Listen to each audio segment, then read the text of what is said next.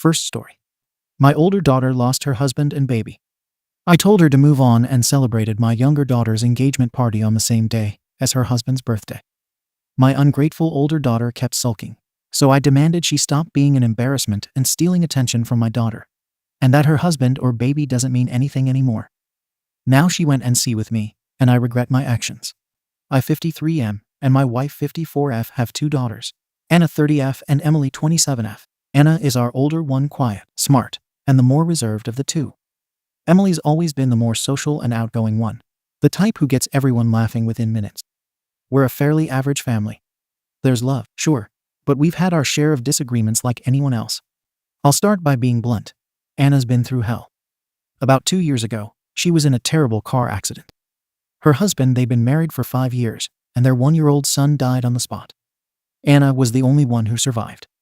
Physically, she recovered, but emotionally, she shut down. She moved back in with us for a while after the crash and barely spoke to anyone and didn't want visitors, therapy, or anything.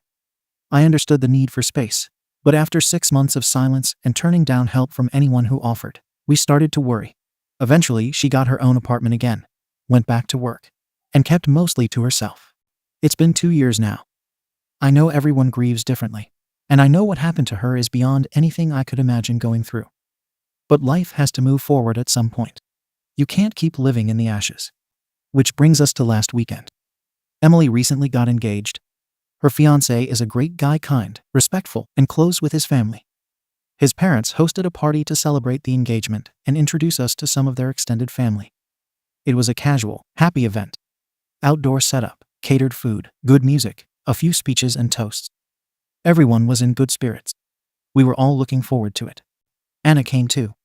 I won't lie, I was surprised when she RSVP'd yes. She tends to skip events lately. Doesn't do birthdays. Holidays are hit or miss.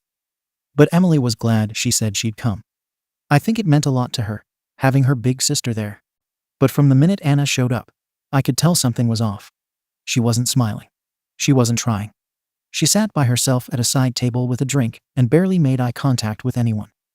People tried to talk to her. Emily's fiancé's cousins, his aunts, even the guy pouring drinks asked if she was all right, and every time she gave them one-word answers or just nodded. A few people asked me if she was okay, which was embarrassing, to be honest. At one point, I walked over and quietly asked her what was wrong. She hesitated, then said it was her ex-husband's birthday. I paused. I honestly didn't know what to say. All I could come up with was, oh. She didn't say anything after that. Just looked away and went back to staring into her cup. Now look, I understand that day probably hits her like a ton of bricks. I'm not heartless. I remember the first birthday after the accident. She didn't leave her room all day, wouldn't eat, and wouldn't talk. We respected that. But this was her sister's engagement celebration. It's not like it was a surprise event that happened to fall on the same day. She had the invite weeks ago. If it was going to be too much, she could have just said she wasn't coming. No one would have judged her for that. Instead, she showed up and spent the whole party sulking. Not just quiet, downright cold. It was uncomfortable. You could feel her mood dragging the energy down. Emily noticed too. I saw her glance over at Anna more than a few times, clearly unsure what to do. After the toasts were done, while people were milling around chatting and having dessert, I walked back over to Anna. I didn't raise my voice. I didn't do it in front of anyone. I leant down and said something like, "You need to stop sulking. This is your sister's day. You being hung up on his birthday doesn't mean anything anymore." That's when things took a turn. Anna looked at me like I'd slapped her. Her face changed instantly. She stood up and said, "You're all so selfish. Every one of you." I was stunned for a second. I told her, "No, you're being selfish. You're ruining the mood at your sister's engagement party because you won't deal with your emotions." She didn't respond. Just grabbed her purse and left. We haven't spoken since. She hasn't responded to texts from me or her mom. Nothing from Emily either. Just radio silence. Emily, for her part, admitted she was upset. She said she felt like Anna made her engagement party about herself. That she sat there like she was forced to come and acted like everyone should tiptoe around her. She was pretty hurt. I get it. I do. We all tried to support Anna after the crash. We were patient. We were available. But at some point, the grief stops being a reason and starts being an excuse. It's been 2 years. She's not the only one who lost someone. We all loved that baby, We all cared about her husband. And yet she acts like she's the only person allowed to feel anything. Last Christmas, Emily gave everyone personalized photo gifts, sweet, simple stuff like mugs with pictures, framed prints, etc. She gave Anna one with a picture of the four of us from a vacation years ago. Anna looked at it, said thanks, and put it face down on the table. We all noticed, but nobody said anything. Or the time Emily got a promotion at work and invited us all to dinner to celebrate. Anna didn't show. Then texted me the next day saying she wasn't in the mood for small talk. Emily brushed it off, but I know it stung. She just never says anything because she's trying not to pressure Anna. I think we've all been walking on eggshells around her for too long. She doesn't ask how anyone else is doing. She doesn't show up for anyone unless it fits into her world. And when she does show up, she makes it clear she's not mentally present. Anyway, that brings us back to last weekend. Anna left the party and hasn't contacted any of us since. She didn't say goodbye to anyone. Just walked out. Her car was gone before I could even get outside. The drive home that night was quiet. Emily rode with her fiancé, so it was just me and my wife. She didn't say much until we pulled into our driveway. Then she let out a long breath and said, "Maybe it wasn't the best time to say it like that." I asked her if she disagreed with what I said. She didn't. She said the truth needed to be said, but maybe not at the party. I told her that waiting until later would have meant letting the rest of the night keep spiraling. People were starting to notice. It was embarrassing. The next day, Emily came by. She wasn't upset with me, she thanked me, actually. She said she felt like Anna's attitude had made her feel like her engagement wasn't worth celebrating. That it wasn't fair she had to downplay her own excitement so Anna wouldn't shut down even more. She said she didn't want to say anything during the party because she was afraid it would turn into a scene. That's exactly the problem. No one wants to say anything to Anna anymore. We just let her take up space and hope she doesn't implode. I sent Anna a text the next morning. Just a short one. Said I hope she got home safe and that we should talk. No reply. My wife called later that night. Straight to voicemail. Emily tried 3 days later. Same result. It's been a week. Nothing. I'm trying not to be angry, but it's hard not to feel like this is part of a pattern. For 2 years, we've had to adjust our lives to Anna's emotional state. We canceled vacations because she couldn't handle the idea of being around happy people. She stopped coming to Thanksgiving because she didn't want to see empty chairs. My wife asked her once if she wanted to help decorate the tree this past Christmas. Anna said it felt forced and performative, and didn't show up at all. We understood at first. We tried. We offered therapy, support groups, and financial help if she wanted time off work. Nothing stuck. She says she doesn't want sympathy, but also pushes everyone away who tries to treat her normally. There's also a long history of quiet resentment between her and Emily. It's never exploded into anything major, but you can see it in the way they talk or don't talk. They're different people. Emily's life moved forward: college, job, dating, now marriage. Anna settled early, married young, and had a baby. For a while, I think she saw herself as the one who figured it out first. Then the accident happened, and everything fell apart. Meanwhile, Emily's life kept going. It's like Anna froze in place while her younger sister passed her by. They were never super close growing up, but they used to try. Now it's just polite distance, until moments like this when things break open. Emily told me once quietly, without any malice, that she didn't think Anna liked her much anymore. Not since the accident. I didn't know what to say to that then. Still don't. The thing is, we're not cold people. I've tried to show up for Anna. I was the one who went to the crash site after the funeral to clean up the items people had left: flowers, candles, notes. I took photos of everything and put them in a folder, thinking she might want them someday. She never asked. When she moved out, I bought her a new couch and paid her rent for the first 3 months. She said thanks, but never really talked to us beyond basics. We tried to keep her looped in, invited her to dinners, sent her updates, and included her in planning family stuff. Most of the time, she just ignored the invites or replied, maybe. It's been 2 years of maybe. So when I saw her sitting there at the party like a ghost, barely acknowledging anyone, barely acknowledging her sister, it pushed something in me. Maybe it wasn't the perfect moment, but it felt like the only one I'd get where she wasn't behind a locked door or a screen. It wasn't about making her feel worse. It was about reminding her that she isn't the only one who lost something. That grief doesn't make you the only person who matters in a room. Was I blunt? Yes, I didn't sugarcoat it. But I'm tired of sugarcoating. We tiptoe around her, and it hasn't helped. If anything, it's made her more distant. more entitled to her isolation. Like the only acceptable way to interact with her is complete silence or cautious sympathy. I don't expect her to bounce back and be the same. I'm not expecting joy. But I think it's fair to expect some effort. Some awareness that life goes on for the rest of us, and we'd like her to be a part of it. Not just as the person we grieve around, but as our daughter, as a sister, as a human being who still has value and relationships. Now, Emily's engagement is a memory tied to this awkward scene. She still had a great night overall, but she told me she doesn't think Anna will come to the wedding. And honestly, I don't know if she should. Not because I want to punish her, but because I don't know if she can be present without bringing everything down with her. My wife says we should give it time. That Anna will come around. Maybe, maybe not. But time has been all we've given her. It doesn't feel like it's doing much anymore. So I'm stuck wondering if I said what needed to be said, or if I just kicked a wounded person while they were down. Was I the arsehole? Comments. Comment 1. YTA. You keep calling him her ex. He didn't leave her. He died. Along with their baby. And you're acting like she's hung up on some old relationship that didn't work out. You keep saying 2 years like there's some kind of stopwatch on grief. She lost her entire family in one night. The fact that she even showed up at all should have told you she was trying. She didn't cause a scene. She didn't derail the toasts or shout at anyone. She just sat quietly and kept to herself. You're acting like she owed the room a fake smile, just so everyone else could enjoy their night uninterrupted. That's not how it works. You could have checked on her gently, asked if she needed space, or even just sat next to her for 5 minutes like a human being. Instead, you dropped that cold, it doesn't mean anything anymore line and expect applause.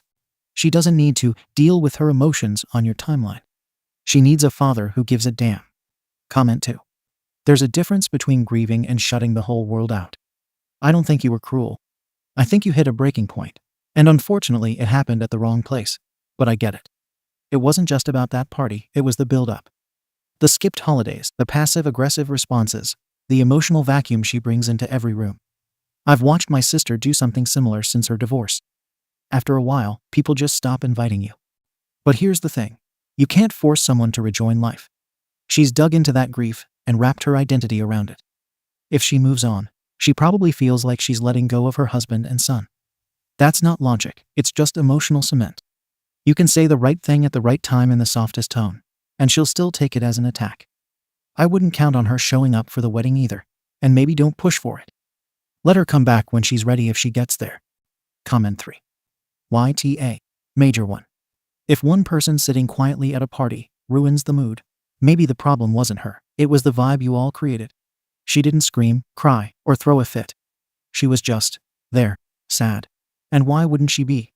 You called it her ex-husband's birthday, but it was actually her dead husband's birthday. Big difference. Also, that was probably her child's birthday too, or damn near close to it. You think she's being dramatic? No, you're being emotionally lazy. You say you've been patient. You weren't. You were waiting for her to be convenient again. And the first time she showed up, the first time she tried, you punished her for not performing joy. You could have let her sit quietly. You could have thanked her for showing up. But instead, you snapped because her grief made you uncomfortable. That's not about her. That's about you. Comment 4. This isn't just about Anna. This is about how your whole family's been operating for the past 2 years. Everyone's walking around with unspoken rules. Don't say too much, don't celebrate too loudly, and don't mention anything Anna might not be able to handle. That's not a family. That's a hostage situation. And it's not sustainable. You didn't blow up at her. You told her something honest. Painful, but honest. I don't think the issue is that you said it. I think the issue is that no one said anything sooner. Now you've got years of resentment and exhaustion spilling out at once. Emily's been swallowing her feelings to keep the peace. Your wife's playing the diplomat. And you've been silently keeping score until the tally boiled over. Anna's not the only one grieving, but she's acting like everyone else's lives should be in neutral until she decides they can move forward. That's not fair. People die. Tragedy happens. But it doesn't give someone a pass to drag everyone else into a permanent fog. I hope she gets help. But until then, your family's allowed to have joy, even if she's not ready to be part of it. Update. I wasn't planning to post an update this soon, but a lot happened in a very short time, and everything feels like it's unraveling whether I like it or not. After the party, I kept replaying the date in my head. I found out a few days later through my wife. Not Anna herself that the engagement party date lined up not only with her husband's birthday, but also close to the date she lost their child as well. That information didn't soften how I felt. If anything, it irritated me more. My view stayed the same. If she knew the date was going to hit her that hard, she shouldn't have come at all. Showing up halfway and dragging that weight into the room didn't help anyone. Since Anna wasn't responding, I sent her a long text. It wasn't angry. It wasn't sarcastic. It was direct. I told her that I understood loss more than she seemed to think. I reminded her I lost both my parents within a few years of each other and still showed up for my family. I told her she wasn't the only person who had buried someone, and that grief didn't give her a permanent excuse to pull away from everyone else's lives. I said Emily deserved happiness without guilt hanging over it. She didn't respond for almost 2 days. When she finally did, it was a short message saying she needed space and didn't want to have this conversation right now. I pushed again. I told her avoiding it wasn't healthy and that pretending nothing happened wasn't the answer. That was when she stopped replying entirely. At that point, my wife tried calling her. It went to voicemail. My wife sent a neutral message just checking in. Anna replied only to her and asked her not to pass messages along anymore. That caused our first real argument as a couple in years. My wife said she was tired of being stuck in the middle and that I was making things harder, not better. I told her somebody had to say something honest. Then we moved into wedding territory, and everything got more complicated. Emily asked me privately if Anna was planning to attend any engagement events coming up. I said I didn't know and that Anna wasn't answering me. Emily asked me if I could handle it because she didn't want to deal with the tension. I took that to mean she wanted Anna there, just not with a heaviness. I told Emily I'd talk to her sister and sort it out. I went to Anna's apartment. She didn't invite me in, but she didn't shut the door either. I told her Emily wanted her at the engagement dinner and planning events. Anna said she wasn't ready for that and didn't want to be involved right now. I told her that sitting out again would just prove everyone right that she refused to show up unless everything revolved around her. She said that she wasn't trying to prove anything anymore. I told her she needed to attend at least the engagement dinner. I even brought a small jewelry box with me, something I had bought for her to give Emily, a bracelet I knew Emily would like. My thinking was that it could be a gesture, a way to participate without having to say much. Anna looked at it for a moment and said she wasn't comfortable being put in that role. She handed the box back. When I told Emily later that Anna refused, Emily shut down. After a long silence, she said, "Why can't she just let me be happy?" I agreed with her. I said Anna had taken up emotional space for years, and that this was finally Emily's time. Emily then told the rest of the family she didn't want Anna involved in wedding planning anymore. No dress fittings, no shower, nothing. Just an invitation if she chose to come. My wife didn't argue with Emily publicly, but later she told me she thought we were pushing Anna further away. I told her Emily had already spent years sidelining herself, and this was long overdue. Things didn't calm down after that. They got worse. Emily's fiancé pulled me aside during a lunch at their place and asked me straight out what was going on with Anna. He said he was concerned about how I talked about her. I didn't appreciate that. I told him he hadn't been around long enough to understand our family history. He said maybe that distance let him see things more clearly. That conversation didn't end well.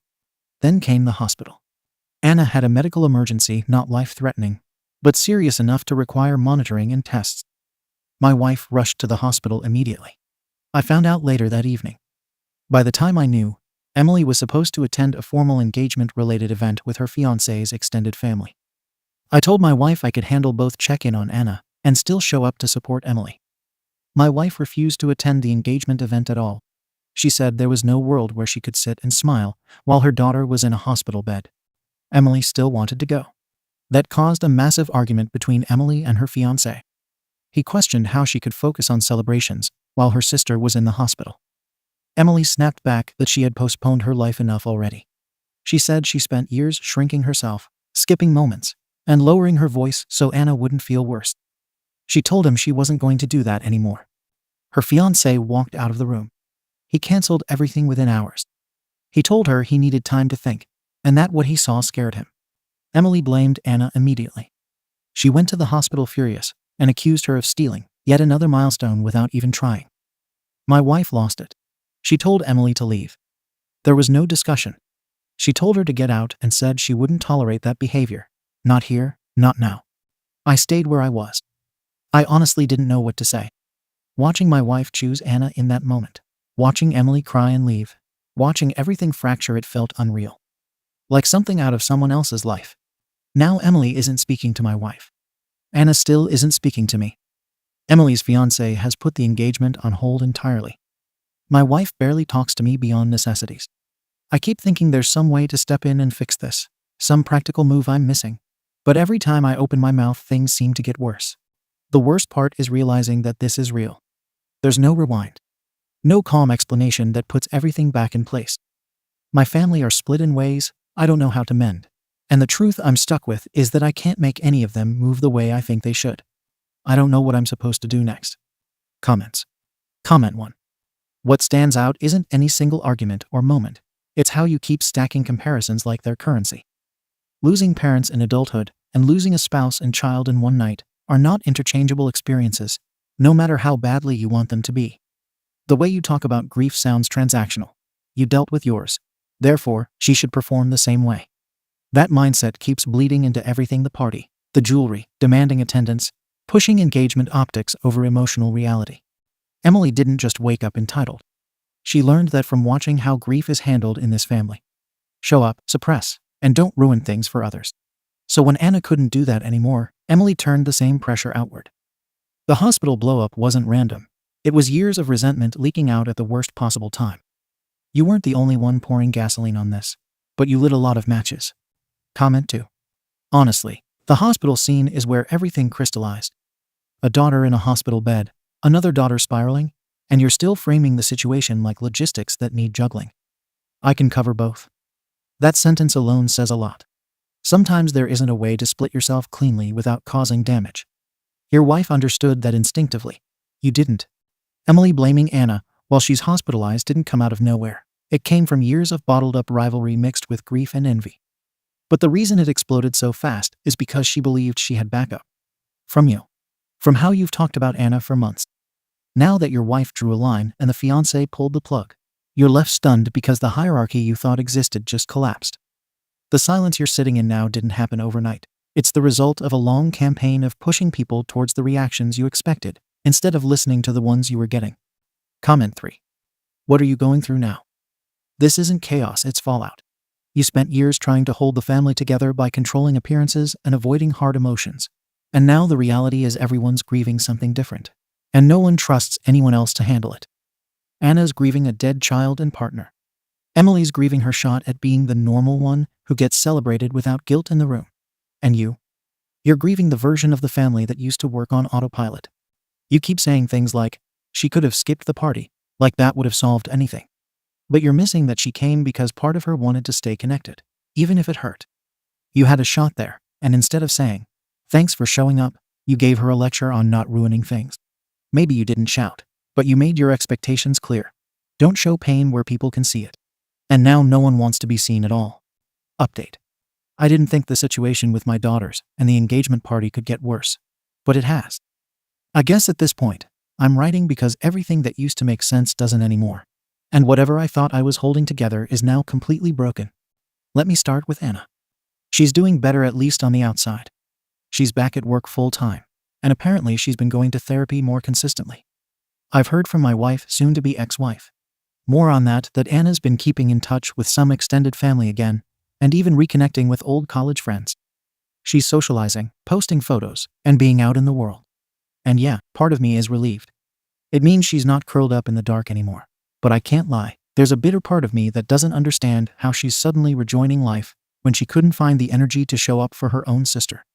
I've been accused of favoritism, mostly by people close to Anna, and I'm tired of hearing it. I supported both daughters when they needed it. I was there during Anna's early recovery. I paid for her place when she couldn't work, and I checked in every week. I didn't treat her like a burden, I treated her like someone who needed to get back up. I didn't coddle Emily either. She's had to deal with her own frustrations. A sister who ghosted milestones, a fiancé who hit pause on their wedding, and a mother who keeps choosing silence over solutions. I was trying to make sure something in this family kept moving forward. If that's favoritism, then maybe people don't understand what carrying the weight looks like. After the engagement fell apart, I tried patching things with Emily's fiancé. I messaged him privately, thinking we could talk directly and clear the air without all the noise. I figured maybe if he saw where I was coming from as a father trying to keep peace, he'd realize I wasn't the problem. He left me on read. Emily found out. She told me I overstepped and said it felt like I was trying to negotiate her relationship behind her back. That turned into another round of fights between them. They're still together technically, but it's hanging by threads. No new dates, no venue, no discussion of moving forward. They argue constantly. Some days Emily says they just need space. Other days she says they want different things. She's mad at me now too, says I ruined everything by pushing too hard, forcing people to choose, and making it about my version of family. Then came the dinner. We had a small family birthday for my brother. I tried to make a speech. Nothing emotional, nothing dramatic, just a quick comment at the end about missing the people who chose not to be here, but still hoping we all keep going. I didn't say her name. I didn't make it pointed. But everyone knew. Emily rolled her eyes. My wife left early without saying much. A cousin told me afterwards, "You're not helping anymore. You're just keeping the fire alive." The final breaking point came 2 weeks ago. Anna's name came up in a random conversation between my wife and her sister. They were talking about how good she looked lately, how she seemed to be finding her footing again. I made a comment half out of habit, half out of concern that I hoped she wasn't just faking it for photos. My wife gave me this look I can't even describe. Then she told me Anna's dating someone. I asked who. She said someone Anna met during her hospital stay, another patient. That threw me. I asked questions. What kind of patient? What was he in for? How long have they known each other? My wife said she didn't know all the details, and that it wasn't my place to dig. I disagreed. Strongly. I said if Anna just latched onto someone while she was at her lowest, that sounded like emotional desperation, not healing. I said I had every right to be concerned if my daughter was making reckless decisions, because no one in her life had the courage to say no to her anymore. Later that night, I texted Anna. I didn't insult her. I told her I'd heard she was seeing someone and asked her to consider whether she was acting from a stable place or just trauma bonding with the first person who showed her attention. I said I didn't approve of rushing into something when she was barely out of a hospital bed. I told her she needed to slow down, think about what she was doing, and stop mistaking motion for growth. She replied once. She told me word for word to leave her alone, stop pretending I ever knew what she needed, and never contact her again. She blocked my number. Blocked me on everything else too. I only found out because I tried to call the next day and couldn't get through. My wife packed a bag the same night. She didn't say it was over, not at first. Just said she needed space. She stayed at her sister's for a few days. When she came back, she handed me a document. It wasn't a full divorce filing, just the initial paperwork. She told me she didn't want to keep living in a house where every conversation was a campaign, where people couldn't be loved without being managed. Emily came by the next week in tears. She said she didn't know where she stood with her fiancé anymore. Said she was angry at both of us, me and Anna, for turning what should have been her happy time into some long saga. I told her she could still salvage the wedding if she fought for it. She looked at me and said, "Why is it always about salvaging something that's already burnt down?" I don't know what to say to that. I really don't. My wife is staying with a lawyer friend now. Emily barely returns texts. Anna's gone. The house is quiet, and not in a peaceful way. It feels like something collapsed without making noise, like a bridge giving way under your feet in slow motion. I keep thinking about that text from Anna. The way she said, "Stop pretending." Maybe I was pretending. Pretending that love looked like tough conversations. Pretending that calling out sadness would make it leave faster. Pretending that if I kept pushing forward, they'd all catch up. But none of them did. And now they're gone. I don't know how to fix any of it. I don't even know if I should try. Comments. Comment 1. You keep circling back to this idea that you were holding the family together. Man, it sounds like you were holding a version of the family that existed in your head, not the one standing in front of you. Real people were hurting. Real people were asking for space or silence or softness, and you filled those gaps with pressure. The most telling line in your update. I had every right to be concerned. That's the part that never changes. You always think you're owed access to their lives, their healing, and their timelines. You didn't watch your daughter die, but you watched her shut down and then punished her every time she surfaced. That's why she blocked you. That's why your wife left. And Emily, she just wanted one season in her life to be about joy, and all she got was fallout. Everyone's tired. You just noticed last. Comment 2. The guy Anna's dating could be a rebound, sure. It could be messy, impulsive, even temporary. But it's hers. She gets to make those choices. She earned the right to figure things out on her own terms. You're so used to calling the plays, you don't know how to shut it off. That message you sent her. It wasn't about love or concern. It was about authority. You needed her to know you still held the parent card, and she finally snapped it in half. And your wife? I'd bet money this isn't just about Anna. It's years of watching you bulldoze conversations and make everything transactional. She probably stayed because it was easier than fighting. But once she saw Anna actually get out, maybe she realized she could too. Comment 3. You buried the whole story under good intentions and never realized that all your support came with strings attached. Paying Anna's rent didn't buy you lifelong access to her grief. Trying to fix Emily's wedding didn't give you license to rewrite her choices. You keep doing these emotionally loaded favors, then holding people hostage with them. That speech at dinner, classic example. You called it harmless, but everyone felt the jab. You knew it would land, and you said it anyway. What's wild is that Anna actually tried to re-enter the world. She showed up to that party. She sent that message from the hospital. And even after blocking you, she built something new.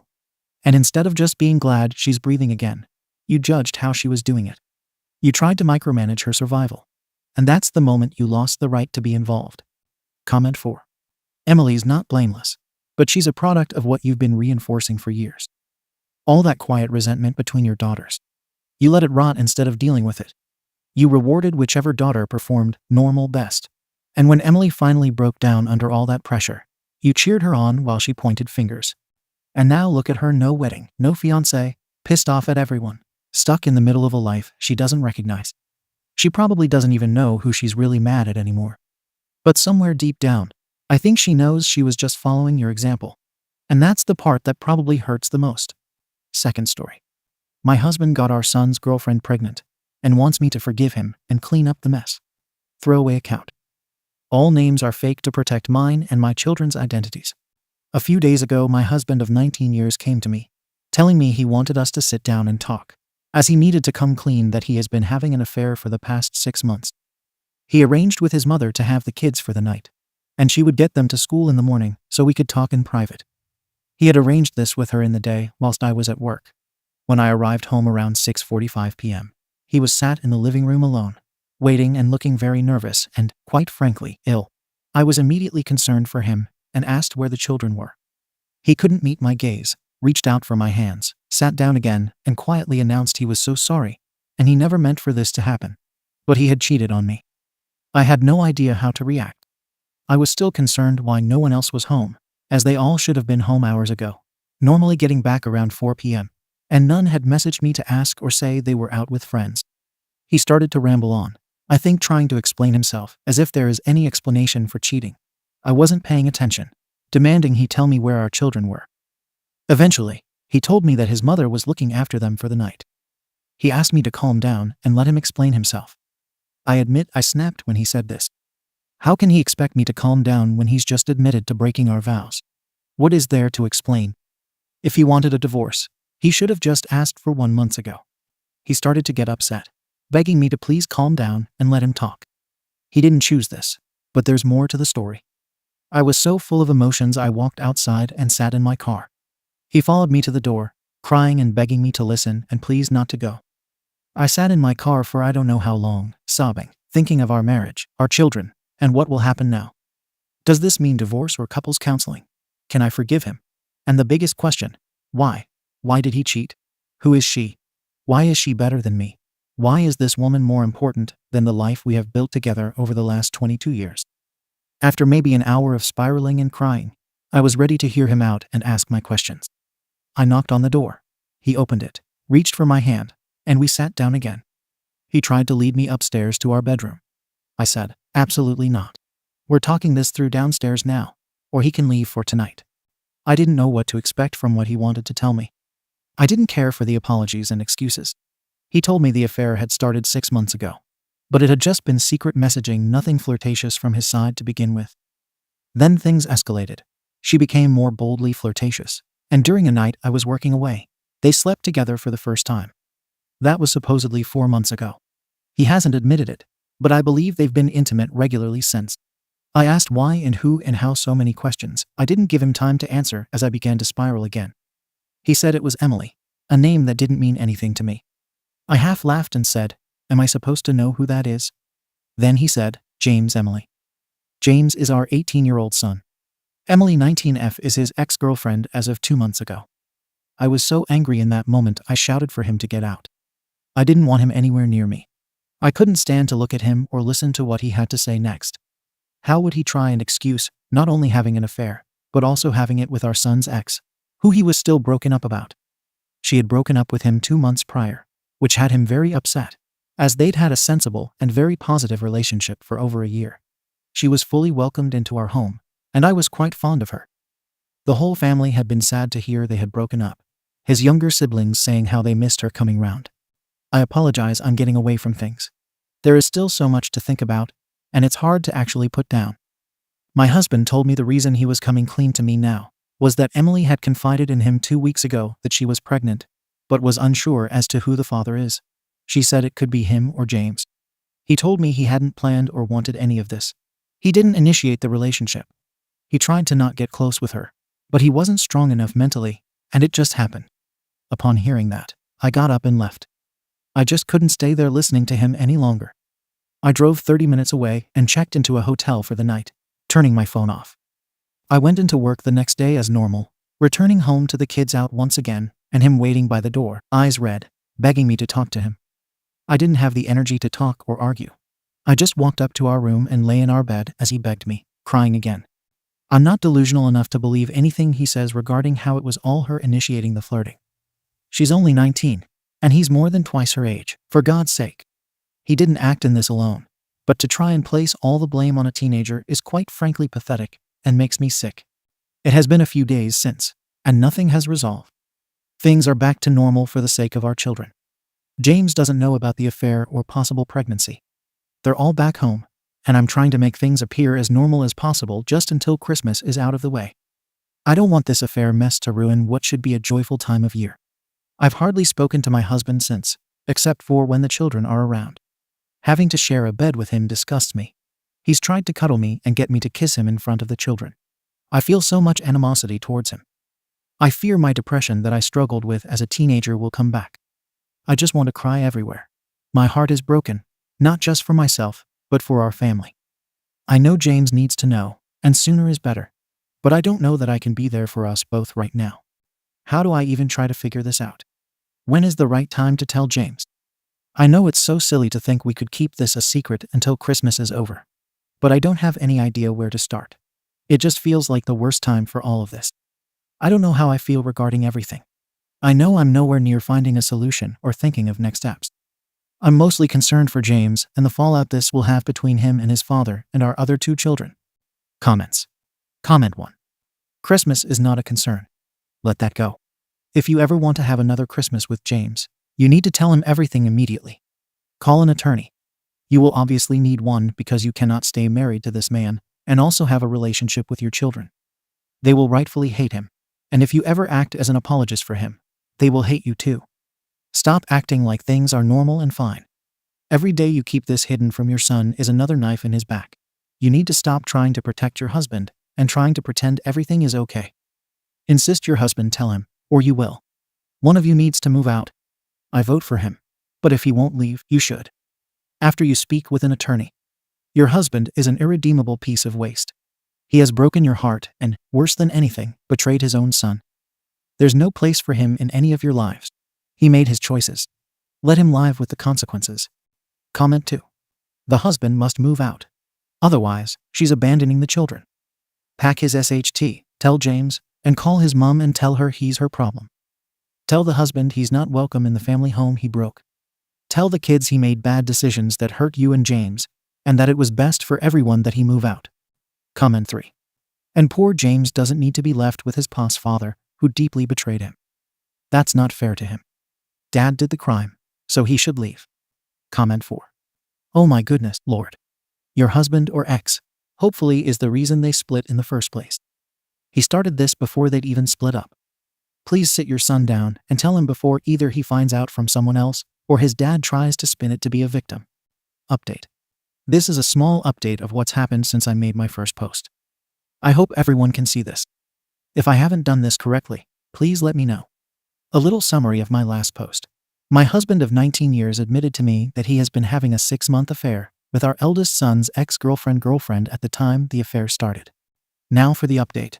After I made the post and read so many comments from amazing people, seriously, thank you to everyone who validated my feelings and helped me to create a plan of action.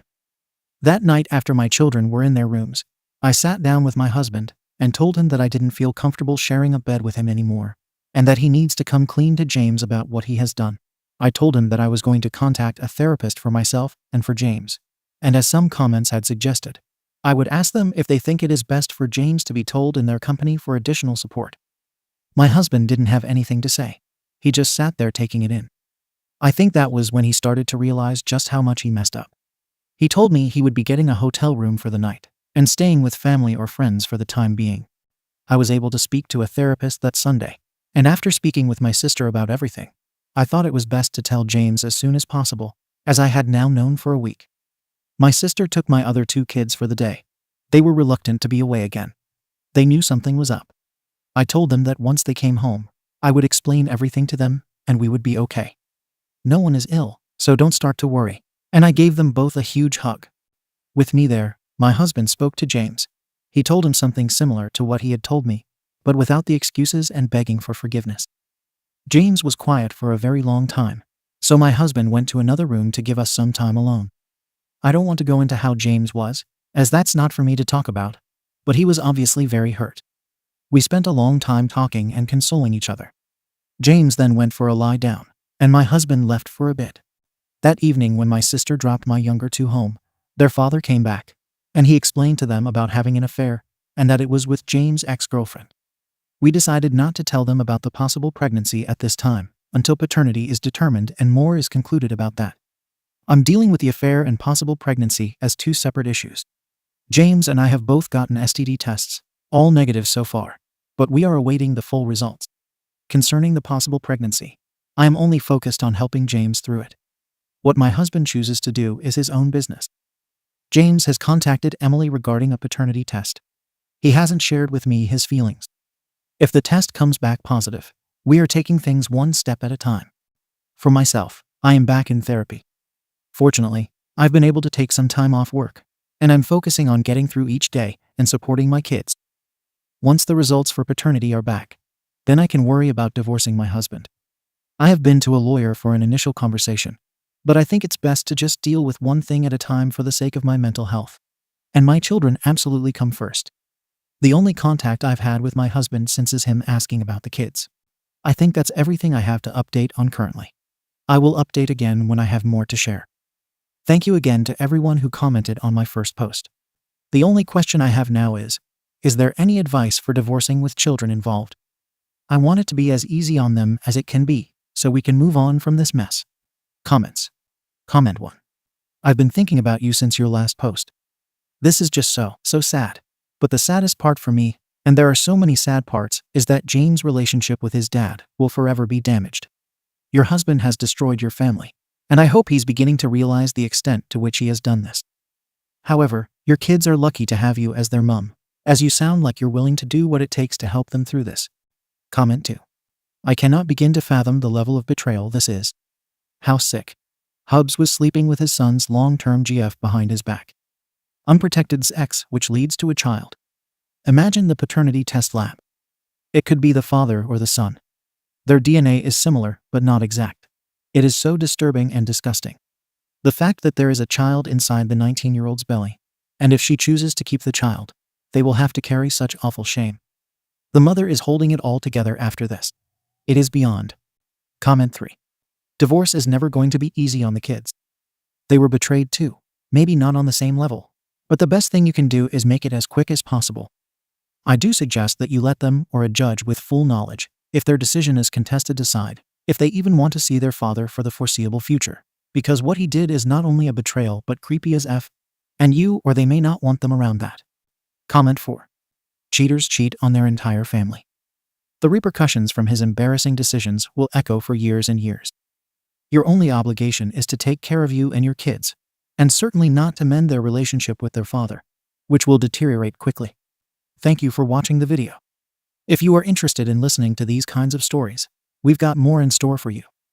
Simply subscribe to our channel hit the like button and share it with your friends.